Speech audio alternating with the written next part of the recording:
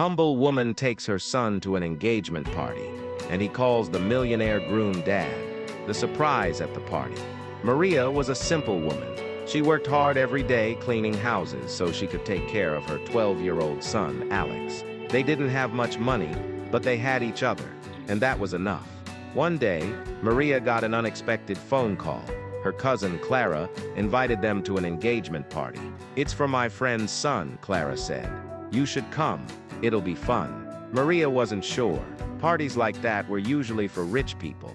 But Clara insisted. "Please come," she said. "It would mean a lot to me." So Maria borrowed a nice dress from Clara and made sure Alex wore his best clothes. They arrived at a big house with tall white pillars and shiny cars parked outside. Alex looked around with wide eyes. "Who lives here?" he asked. "I don't know," Maria whispered. "But we're guests. Be polite." They walked inside. There were flowers everywhere, soft music played, and waiters in suits carried trays of fancy food. Clara greeted them warmly. "You came. I'm so glad." She led them to a table near the front where the couple stood smiling, a beautiful young woman and a handsome man in a sharp suit. "This is Richard," Clara said, pointing to the groom. "And this is Emily, his fiancée." Richard smiled and shook their hands. He seemed kind, even though he was clearly very rich. As the night went on, Maria and Alex enjoyed the food and watched people dance. But then something strange happened. While Maria was getting drinks, Alex wandered off. He saw Richard talking to some guests and suddenly stopped. He stared at him. Then, without thinking, Alex walked up to Richard and said, "Dad?" Everyone nearby turned to look. Richard blinked. "What?" Alex pointed at him. "You're my dad." Silence fell over the group. Maria rushed over. "Alex, what are you saying?" Alex looked confused. I remember his face. From when I was little." Richard's face turned pale. He looked at Maria, then back at Alex. "What do you mean? From when you were little?" he asked, slowly. Maria swallowed hard. This wasn't how she wanted this to happen. "I think there's a mistake," she said, trying to pull Alex away. But Richard stepped forward. "No, wait." He looked at Alex again. "How old are you?" 12, Alex said. Richard did some quick math in his head. His face changed, like he finally understood something he hadn't before. He looked at Maria. "Is he mine?" Maria closed her eyes for a moment. Then she nodded. "Yes," she whispered. "He is." There was another silence. The guests were watching now. Clara looked shocked. Richard sat down slowly. "I never knew," he said. "You never told me." Maria sighed. "I tried once, but your family didn't want anything to do with us. You were going to college. Your parents said I was not good enough. So I left. I didn't want to cause trouble." Richard looked heartbroken. "I had no idea." "If I'd known." He looked at Alex again. "You're my son." Alex looked between them. "Wait. Seriously? You're my dad?" Richard gave a shaky smile. "Yes. I guess I am." Emily stepped forward gently. "This is a surprise," she said softly, "but maybe not a bad one." Richard turned to her. "Emily, I'm sorry, I didn't know." She took his hand. "We'll figure it out together." The party didn't stop. People whispered, but soon the music started again.